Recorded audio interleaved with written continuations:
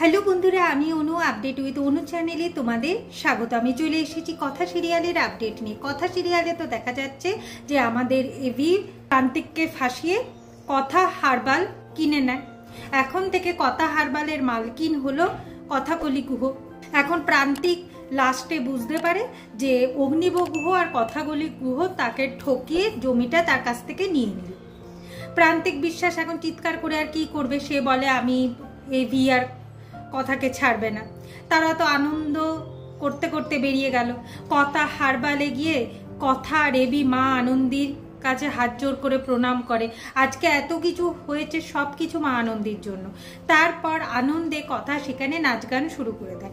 এইদিকে প্রি বুঝে গেছে যে সে ভ্যাবলাচরণকে ভালোবাসে আর সে ভ্যাবলাচরণকেই মিস করে। কিন্তু ভ্যাবলাচরণের কাছে গেলে বা ভ্যাবলাচরণকে কিছু বলতে গেলে ভ্যাবলাচরণ এখন আর পাত্তা দিচ্ছে না, সেটা প্রি ভালোই বুঝতে পারছে।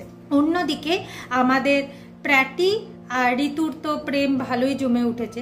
ঋতুকেও একটা কেসে ভাসাতে চলেছে চিত্রা সিমরান। তারা প্ল্যান করছে যে কিভাবে আক্কি আর জুনির ডিভোর্স করানো যায়। ডিভোর্স পেপার রেডি হয়ে গেছে।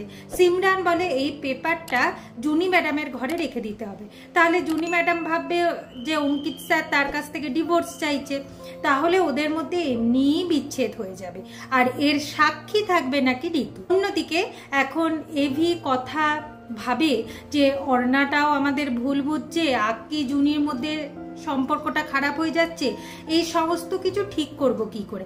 আক্কিকে এসে তারা বুঝায় যে কোনো হ্যাকার জুনির ফোন হ্যাক করেছে, সে এই কাজটা করেছে। কিন্তু এই কাজটা কে করতে পারে? প্রান্তিক বিশ্বাস? না না, প্রান্তিক বিশ্বাস এত কাঁচা গেম খেলবে না, এটা অন্য কেউ আছে, তাকে খুঁজে বের করতে হবে। এরপর আক্কিকে বলে যে জুনির কাছে যেতে আর তাদের সম্পর্কটা ঠিক করতে। আক্কি আসে জুনির সাথে কথা বলতে, ঠিক সেই সময় আক্কির ফোনে ফের সিমরানের ফোন ঢুকে যায়। জুনি আবার কষ্ট পায়। এভাবে আজকের পর্বটা শেষ হয়ে যাচ্ছে। আশা করি আজকের পর্বটা তোমাদের ভালো লাগবে। ভিডিওটা ভালো লাগলে লাইক, শেয়ার ও সাবস্ক্রাইব করে দিও। ভিডিওটা দেখবার জন্য অসংখ্য